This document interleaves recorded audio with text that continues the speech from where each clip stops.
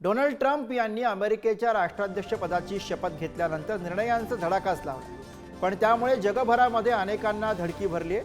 Trump यांच्या अनेक धोरणांचा फटका हा अमेरिकेमध्ये बेकायदेशीररित्या राहणाऱ्या लाखो भारतीयांना बसणार आहे. तब्बल 7,25,000 भारतीय नागरिक हे बेकायदेशीरपणे अमेरिकेमध्ये राहत आहेत. स्मगलर टोळ्यांच्या मदतीनं मेक्सिको आणि अन्य सीमेवरनं घुसखोरी करून ते अमेरिकेमध्ये शिरलेत.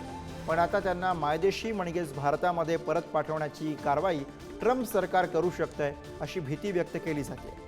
दरम्यान ट्रम्प यांच्या धडाकेबाज निर्णयांचा भारताला कसा फटका बसणार आहे बघूया.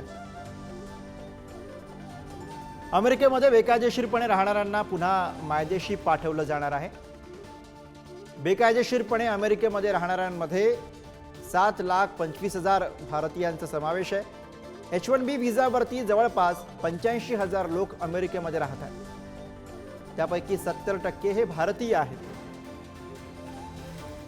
अमेरिकेमध्ये शिक्षण आणि नोकरीसाठी जाणाऱ्यांमध्ये सर्वाधिक भारतीयांचा समावेश आहे आणि यापुढे भारतीय विद्यार्थी, नोकरदार आणि व्यावसायिकांची वाट त्यामुळे अवघड होणार.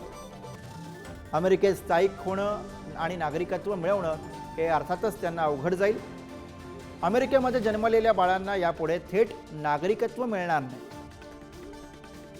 WHOतून बाहेर पडण्याच्या निर्णयामुळे आरोग्य कार्यक्रमांवरती सुद्धा याचा परिणाम दिसून येईल.